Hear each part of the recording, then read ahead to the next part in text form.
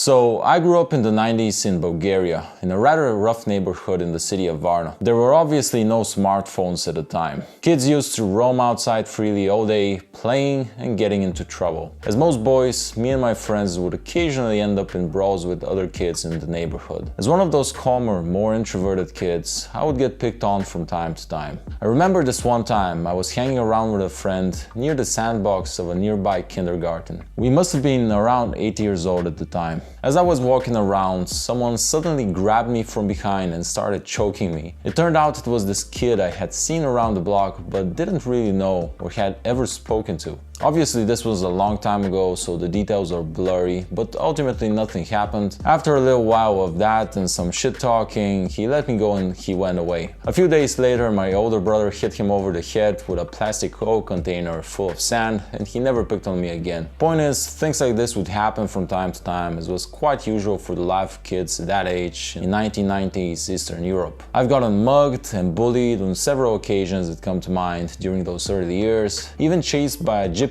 with a knife down a hill, believe it or not. Now, different kids interpret events and cope with bullying and physical violence in different ways. In my case, it strengthened my tendency to stonewall, be reserved and quiet, and sort of hide. I was lucky to have people like my friends and my older brother in my corner, but I feel like I didn't fully believe I had the strength to protect myself on my own back then. Thinking about the last 10 years, a large part of my journey has been dedicated to unlearning a lot of the bad patterns I picked up during the previous 20, along with building belief in myself and learning to take on the responsibility for my life and actions. Unfortunately, that's not something our modern education system fully prepares us for. In the past, our ancestors had so-called coming-of-age rituals that would mark when a boy would become a man and take on the responsibilities of one. In the Brazilian Amazon, young boys belonging to the indigenous Atiri Maui tribe marked their coming of age when they turned 13 in a bullet ant initiation. The boys search the jungle for bullet ants, which are sedated by a leader who submerges them in an herbal solution. The ants are then weaved into gloves with the stingers pointed inward. An hour or so later, the ants wake up, angrier than ever, and the initiation begins. Each boy has to wear the gloves for 10 minutes. Enduring the pain demonstrates the boy's readiness for manhood, so few cry out, as doing so would demonstrate weakness. Each boy will eventually wear the gloves 20 times over the span of several months before the initiation is complete. The Maasai of Kenya and Tanzania have several rites of passage that carry boys into manhood. Boys between the ages of 10 and 20 come together to be initiated as the new warrior class of the tribe, placed in dozens of houses built for the occasion. The night before the ceremony, the boys sleep outside in the forest, and at dawn they return for a day of singing and dancing. They drink a mixture of alcohol, cow's blood and milk, while also consuming large portions of meat.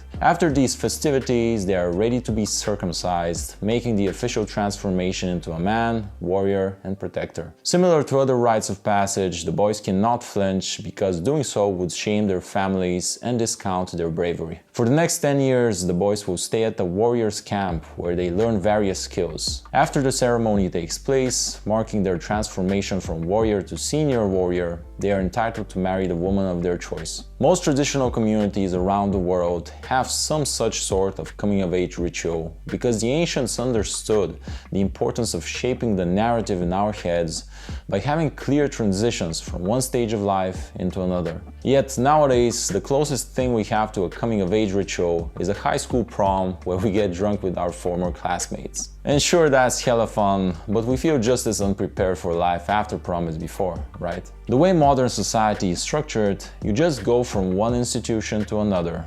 From kindergarten to school, from school to college or university, and then you get a job. There's constantly an authority figure to hand off responsibility to and a predetermined, beaten path to follow. As a result, most adults are brought up to go through life looking for a place to plug their umbilical cord.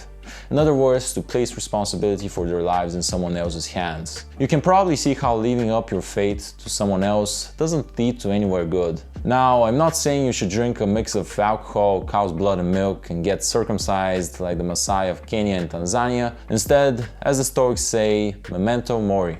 Take a step back and remember that you have to die. You only have a short time on this planet and there are no redos.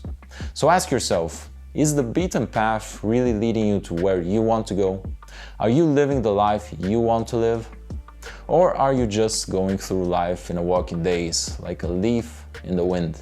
The reality is most men lack direction, ambition, positive aggression and assertiveness, at least in one major area of their lives. In their professional lives, they rely on others for their livelihoods, they work for others and follow orders. In their personal lives, they chase women and validation and status. Well, it's time you grab yourself by the balls and de-pussify yourself in the areas you know you're fucking up. De-pussify yourself by facing your fears and securing your health, relationships and finances. This might involve finally hitting the gym consistently if you're out of shape, or picking up martial arts if you're a postboy. But it also might involve starting a side hustle or even your own business, instead of latching on to the false security of a 9-to-5 job. In short, my message is this: become your own hero, become the captain of your own ship, take control of your life.